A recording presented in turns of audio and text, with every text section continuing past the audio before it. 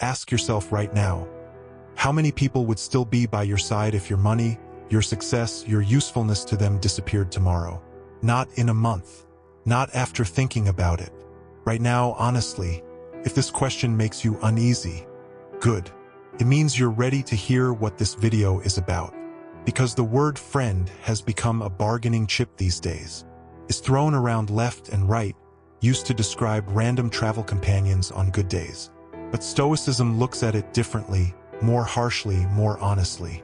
A true friend isn't someone who's there when the sun shines. It's someone who stands silently by your side when everything crumbles to dust.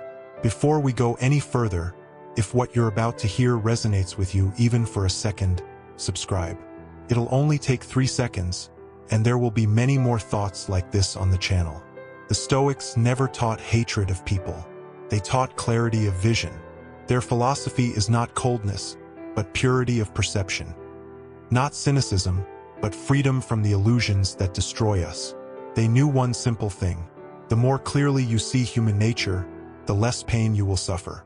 Not because everyone around you is a scoundrel, but because most people simply live for themselves. And this is not a death sentence. It is nature. Your mistake begins not when you meet such people, but when you demand from them what they do not owe you. Loyalty, self-sacrifice, depth. A true friend is a rarity on the verge of extinction. And if you have found one, hold not their hand, but their spirit. Marcus Aurelius would have told you, looking into eyes in which there is no hope, but understanding. Because the path of the Stoic is the path of the loner in the crowd, the path of one who knows the value of things. Most will be there for the warmth, but will dissolve at the first cold wind. This is how inner maturity begins, not with the acquisition of friendship, but with its loss. Not with smiles, but with the silence that follows. Not with crowds, but with the ability to stand alone and not break. And you know what? It's not bitterness. It's liberation. It's in this cold sobriety that the first great truth of Stoicism is born. You lose nothing when you lose those who were never truly yours. Understanding that no one owes you anything means not collapsing into despair, but looking at relationships through a different prism. A prism of resilience, not need. Because true friendship for a Stoic is not a social obligation or an emotional crutch. It is a meeting of two souls free from dependence on each other. No one is obligated to be there. No one owes you a rescue. And if the person stays not out of politeness, not out of fear, not out of habit, but out of a conscious inner choice, then it ceases to be just friendship. It becomes a union of characters. This is precisely how Seneca thought. He didn't believe in feelings rooted in duty or gratitude. He believed in the harmony of two moral people who chose to walk together not out of self-interest, but out of shared views on honor, valor, and inner restraint. Such relationships don't require daily vows and proof. They grow in silence and are tempered by trials. Those who cling to others only out of fear of loneliness will never know the power of a true connection, for true intimacy is born not from fear, but from self-sufficiency. A Stoic first builds a foundation within themselves, and only then is they able to enter into a union with another, not as a needy supplicant, but as an equal. In a world where friendship is measured by likes, reactions, and the speed of response to messages, the Stoic looks deeper at actions. Who stayed when you became useless? Who didn't turn away when you were weak, ridiculous, vulnerable? And if there weren't any, he doesn't grieve. He understands. This is natural because most people live not for truth, but for convenience. And he doesn't blame them for this. He simply stops building his home on this foundation. He lives among people but not within their expectations. He doesn't play other people's games of feigned support if they lack sincerity. He can be there, but not for the sake of a role, for the true value of the moment. And if one day he meets someone who lives by the same laws, he doesn't rush to them in desperate thirst. He walks alongside, calmly, because for the Stoic, friendship is not an escape from loneliness, but a voluntary union of those who already know how to stand firm alone. And here the next great truth is born. Disappointment in people is not a defeat. It is an initiation, a purification of vision, the birth of freedom. Disappointment comes not in a storm, but on the quiet morning after the storm, when you suddenly notice that no one is around. And in this emptiness, where the illusion of attachment once rang, a striking purity descends. You no longer need to explain anything to anyone, justify yourself, or measure up to someone else's standards. You weren't saved, but you weren't betrayed either. People simply left and you remained yourself. It is here that Stoicism ceases to be a theory and becomes a living practice. Because in a moment of disappointment, a person sees the world for the first time as it is, without embellishment, without inflated expectations, without masks. Everything that seemed solid crumbles to dust. But instead of pain, peace enters, because there is no longer any need to hope. Hope, according to the Stoics, is one of the most insidious traps of reason. It turns you toward a future that is not yours. It makes you expect love from those who do not love, loyalty from those who never promised it, recognition from a world that cares nothing for you. Disappointment tears you from this illusion, and that is its true mercy. It shows you that you yourself must become what you sought in others. Your own support, your own peace, your own home. The Stoic does not resist this emptiness. He enters it, as into a cave, not with horror, but with determination, because he knows that if you can remain yourself in the darkness, you will not get lost anywhere. He learns solitude not as a punishment, but as a discipline. And the more often he is left without external support, the stronger he becomes from within. And only then does a paradoxical freedom come to him. You become free precisely to the extent that you cease to need. Not because you have become cold, but because you have ceased to be dependent. People can leave, but you won't fall. They can betray you, but you won't crumble. They can forget you, but you won't disappear, because your value is no longer stored in the eyes of others. It is stored in your actions, in your endurance, in your silence. And this brings us to the next level of Stoic being. When you stop clinging to people, you begin to treat them without fear. Not with hatred, not with contempt, with wise neutrality. When you no longer need someone, you do not become cruel. You become free. And this freedom opens up a rarest of states, inner neutrality. Not indifference, not coldness, not alienation, but a deep, calm acceptance, a wise detachment. You are no longer obligated to love everyone, be angry at everyone, rejoice or suffer because of other people's decisions. You watch people live, make mistakes, disappear, and you do not rush after them because you no longer have the fear of loss. The Stoic knows people come and go. They are not walls, they are the wind.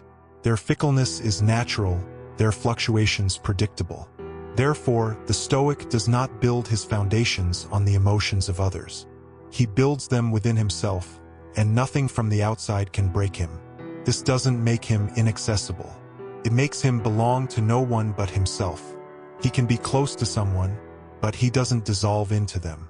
He can help, but he doesn't expect gratitude. He can listen, but he doesn't fuel the drama. And this is precisely what worries those around him, his inviolability. Before we go any further, if you've made it this far, you're clearly not a casual viewer. Subscribe so you don't miss out on the channel where thoughts hit precisely this point. Neutrality is not indifference. It is a mature form of love for the world, devoid of the desire to control, bind, or hold by force.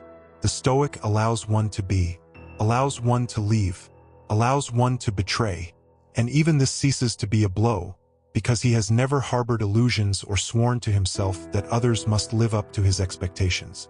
His weapon is non-involvement in other people's dramas. He doesn't play games, doesn't seek revenge, doesn't prove himself.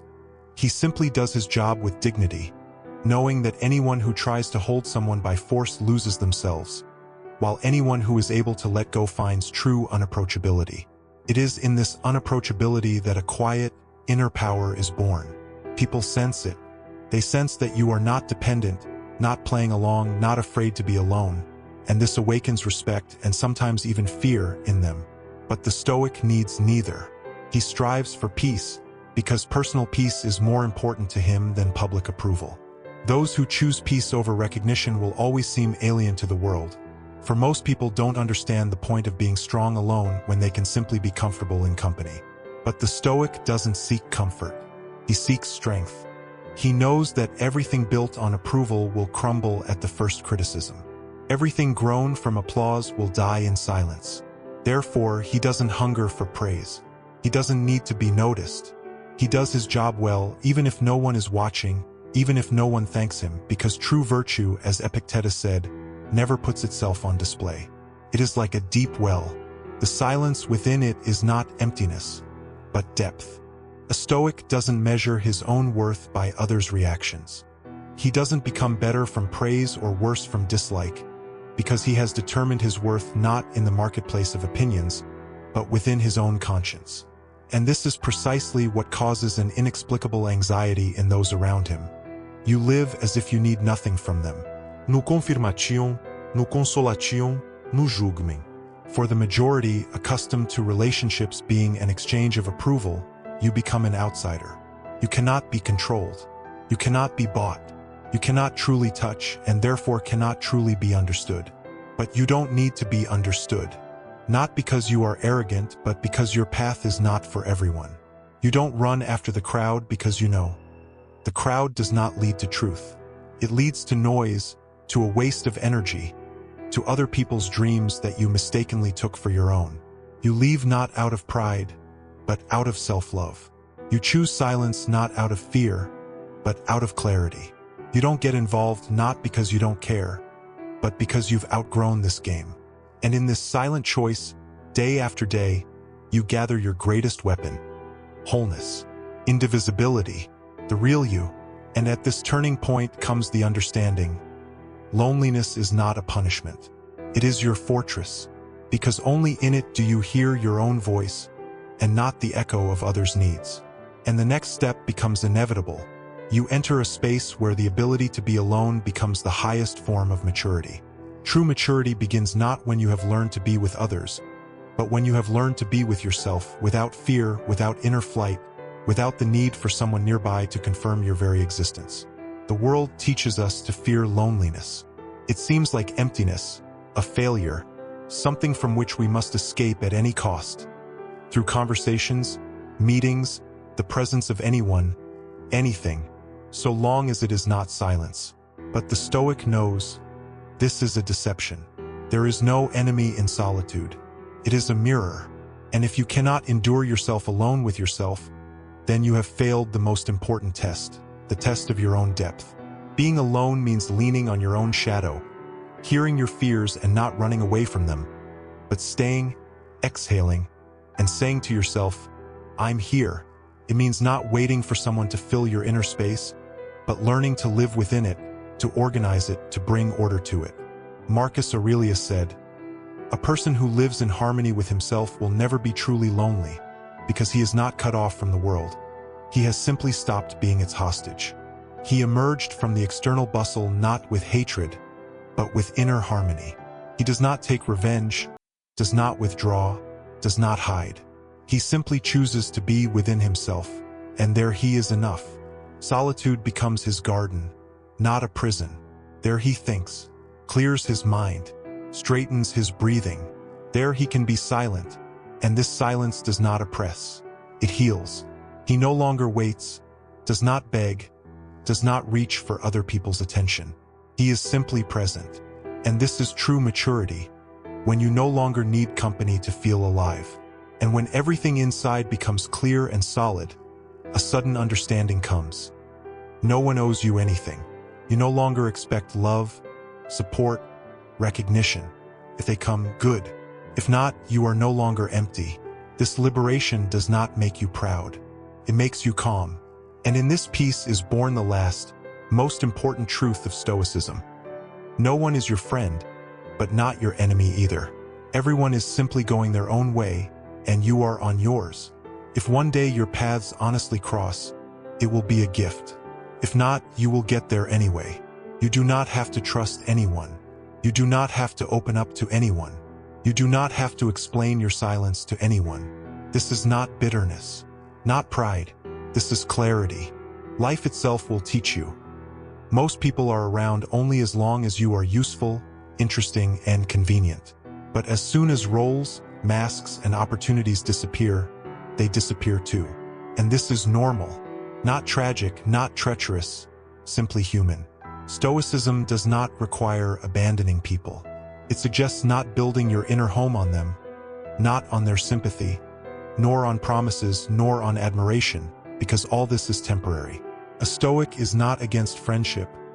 He is against dependence. He lives openly but not unabashedly. He speaks but does not beg to be heard. He loves but does not cling, because his greatest treasure is himself. His mind, his virtue, his path. He does not enter into an alliance to save himself. He enters into an alliance to share, if there is someone with whom. And therefore he does not crumble, remaining alone. In solitude he does not fall, he rises. Where others feel emptiness, he finds depth. Where others hear silence, he hears himself. And in this clarity comes true peace. Not because it has become easy, but because it has become clear. Whoever comes with you voluntarily is yours, and whoever left was never yours. You are not angry. You do not seek revenge. You do not suffer. You simply move on with a straight back, with clear eyes, with a warmth inside that no longer depends on anyone. You no longer look for friends. But if one day you meet a real one, firm, taciturn, reliable, you will recognize them without words, because you yourself have already become like that. And this will not be a need. It will be a coincidence. For now you walk alone but not lonely, because those who stop clinging to people finally become truly whole. If this path resonates with you, subscribe. You'll find thoughts here that aren't flattering, but rather sobering. And perhaps next time they'll help you take a step toward that very integrity we talked about today.